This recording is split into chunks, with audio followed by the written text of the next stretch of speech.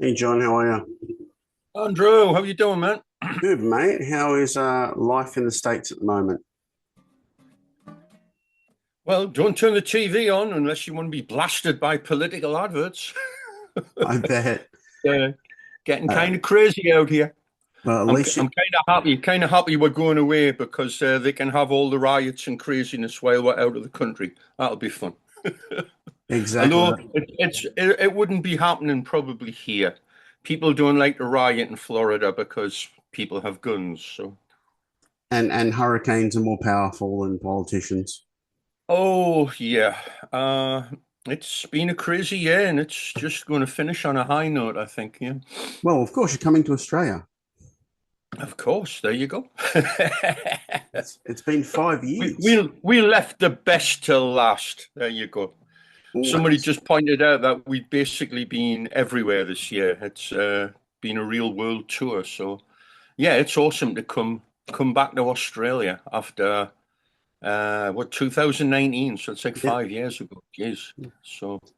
We would have been back earlier, but the pandemic put a sock into that. So here we are, bud. We're coming.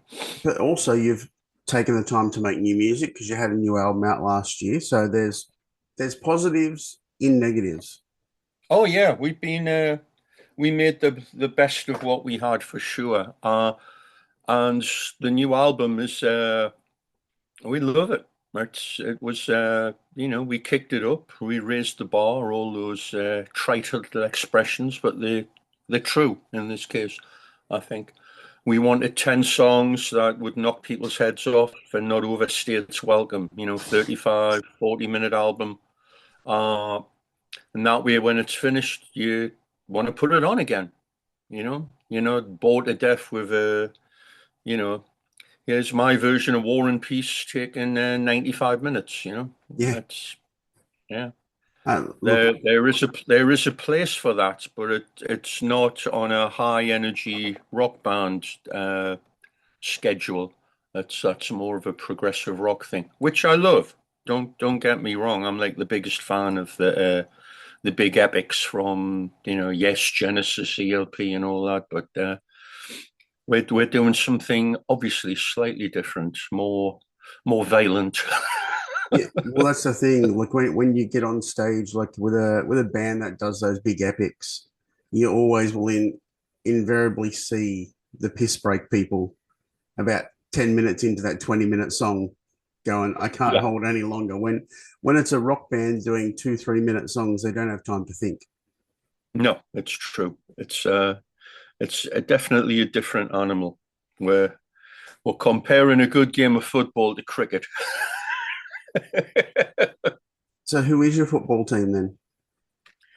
It's got to be Newcastle. That's our home team. They've obviously had an influx of talent and money, and they're doing rather well, which is great. I don't follow it religiously because, you know, years ago I realized that that's just a drain on your time. Yeah, There's people like, well, I'm going to watch every game there is. And then when that's finished, I'm going to watch the rugby. And then I'll watch the American football. And at the end of the day, that's all you're doing. You're just sitting there drinking and watching TV. It's like, there's a whole world out there. Go do something else. So, well, we have a football playing son, so we are very very invested in that. And you know, I had to ask because he always comes up and goes, "This player did this," and I have no fucking idea who he's talking about. but that's what you're like when you're a kid. Oh, Your team is everything. But that's great that he's doing that because it's the teamwork, the yep. working with other people, that whole thing. It's great grounding for life. Absolutely. Well, speaking of a team, back in the day, you were on Megaforce, Johnny Z, and you had Michael Alago in your corner. What was Michael like to work with back in the day? Michael, oh my God. Well, we didn't really work with Michael. I remember him chasing Rob in an elevator once, going, "Ooh, you're nice." But Michael's a nice guy, and he took us out to lunch a few times. Uh, I don't think we actually, we met him probably after we were signed to Atlantic, not not during the whole time when he was courting Metallica and what have you. But yeah, I mean, Johnny was instrumental. He brought us over to the States. We did our first shows in literally 42 years ago. I mean, we would have been flying 42 years ago. The show was on Halloween. And then we did 4 or 5 club dates right afterwards with Anvil around the New York, New Jersey area. Yeah, in 1982. And he was just a character who dreamt big and just said, okay, let's make it happen. I don't know how, but let's make it happen. So we did those shows. We knew there was it was a whole different world for us, a whole different audience, and opportunity was written large. And let's come back next year and do a headline tour. And he made it happen. He made it happen. And you toured with Metallica. You did some shows with them as well. But I've noticed that Raven is probably the only band that they haven't done a cover of. So, like, yeah, there's a few I could throw their way. I'd love to hear them do For the Future. I think that would fit James's voice perfectly. So that'll be fun.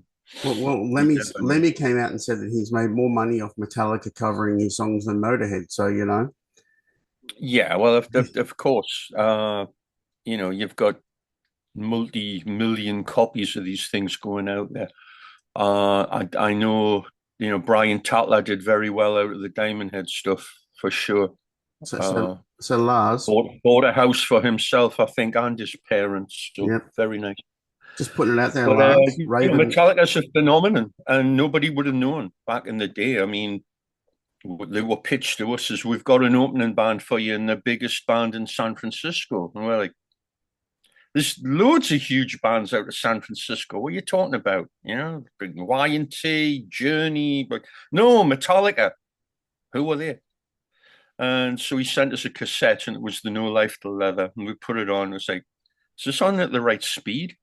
Because it sounded like Motorhead if you put the album, the vinyl on it, like 78, Yeah. I thought, these guys will be great. And, we came over, we hung out a few days, got on like a house on fire, and went and, tore the United States to pieces. It was great. And they probably drank every one of your beers. Sorry? They probably drank every one of your beers, not just theirs. Oh, well, back in the day, they would have had severe competition from Rob and Mark. I don't drink, but yeah, they were, it was like dealing with your kids. And to be fair, they were only a few years younger, but there was a huge difference. With the exception of Cliff, because Cliff was an old soul on young shoulders, very much so. Now, with the band coming from Newcastle, did you ever cross paths with like Brian Johnson and Geordie back in the day? I remember going to see Geordie in 1978. They played a theatre, and it wasn't well attended, but they put on a phenomenal show. And then I saw Geordie, they filled in when a band cancelled at the Mayfair Ballroom. And some of the set was cringeworthy because it was very much like they were playing the working men's club. So they put a lot of comedy in and silly stuff. But they did a cover of Black Dog that was like unbelievable. His voice was just scary good. His voice was amazing back then. We did a thing for the BBC in 1982 at Newcastle University, and he just turned up. Oh, lads, how's it going? Sounds great to me, blah, blah, blah. And, you'll have to come down and jam with the lads. And we're like, we're going to jam with AC/DC? Yeah, sure. That's not going to happen. But he was great. And, what you see is what you get. He's never changed. He's a great advert for the people from our part of the world for sure. He's a straight up guy.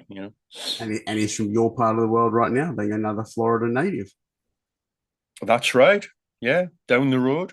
A few of them. I think Cliff lives down this way, and a little further down you've got Nico has his wing place down the road there. So they're not daft. They like the weather. Yeah. Now, what new music excites you today, John? Is there anything out there that you're digging? You get cynical the older you get, you hear because there's so much music out there and so much of it does nothing. It's oh, they got that from that. This stole this. This stole that. Da, da, da, da. But a few bands will poke through. I mean, a few years ago, I heard Rival Sons, and I thought they were fantastic Yeah, because they were obviously pulling from a lot of influences, but they were doing it their way, and it was just it sounded what it is like. 4 or 5 guys in the studio. Fantastic, really, really good. Loved that. A lot of singer songwriter stuff. Uh, what did I pick up recently? I mean, Expanded, Deep Purple. Who do we think we are? A couple of Hendrix, Jethro Tull. So a lot of older stuff, I guess. New album from Pat Metheny playing solo guitar, yep, solo acoustic guitar. Beautiful, unbelievable. So try and cast me net wide because occasionally you'll go, ooh, I like that. I can twist that into form and do something different and bring it into our world. Where if you're going to listen to some of the young kids seem to just, I love Slayer. yep, There's already a Slayer. Go do something else, yeah, please. And if all you listen to is 1 or 2 bands of a certain genre, that's basically all you're going to get out of yourself. yeah. So you gotta, you know, even to the point of I don't like this genre of music, but I'm going to listen to it and see if there's anything in there for me. And sometimes there is, and sometimes there isn't. But at least you've made the effort. Yeah, no, I agree. It seems like to me every new band at the moment drops their tuning down way too low and has to have a breakdown in the song. Yeah, and they've got the Cookie Monster vocal, which to me is such a cop out. Yep. There's nothing wrong with being aggressive, but it's just like pull some random guy off the street. Here's a lyric sheet, shout. I Yep. mean, come on. I mean, Yep. I it gets much. I mean, is there talent in that? Yeah, I couldn't do that. The guy go out for like 90 minutes screaming at the top of his voice. I'd say that would destroy most people's vocals. So yeah, you know, but there again, they couldn't do what I do. So, no. it equals out. Well, to me, I've always had the joke that some of those Cookie Monster vocals, they're probably singing like a Chinese menu and you wouldn't know.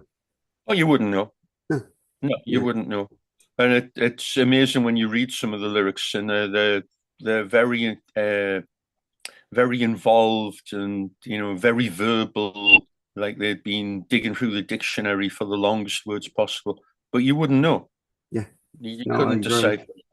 And of course, that also goes to the logos. My favorite new band is Bunch of Sticks. Yeah, Yep. Yeah. But bunch of sticks electrified. yeah. Now, what about And new music for but you? some of these bands, I mean, I got to hand some of these bands technically, Yep. they're incredible. I mean, that's where you'll find the most incredible drummers, and technically the bass players and guitar players are untouchable. But they wouldn't know a good tune if it hit them on the head. There's no melody. There's no melody. And to me, you've got to have melody for music. Yep. Because if you don't have melody, then verging into you're just verging into noise. Yeah.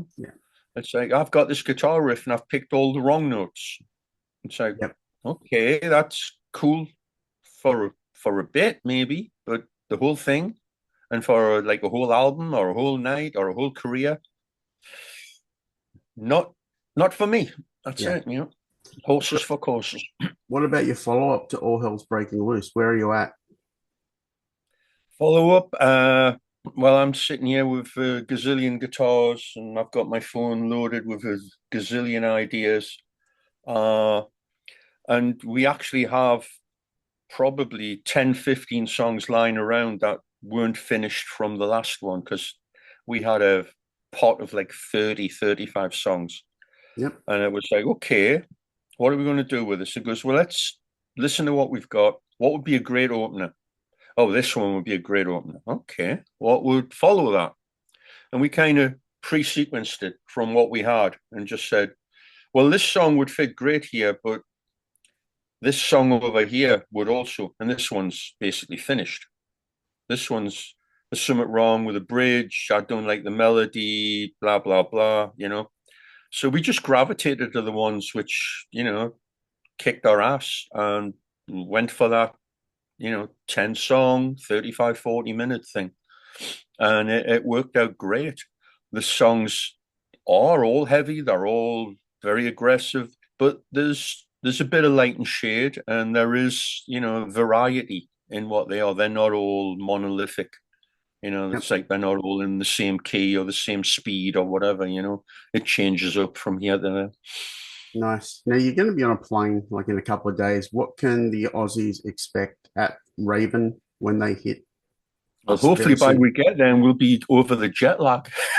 I'm Yep. flying tomorrow night.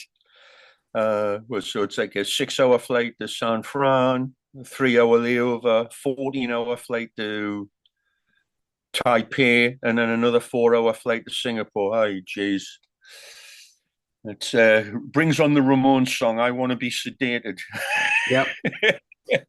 We are, I mean, it's our 50th year Yep. this year. It's a huge year for us, which is, you know, why we're out on the road doing all this stuff.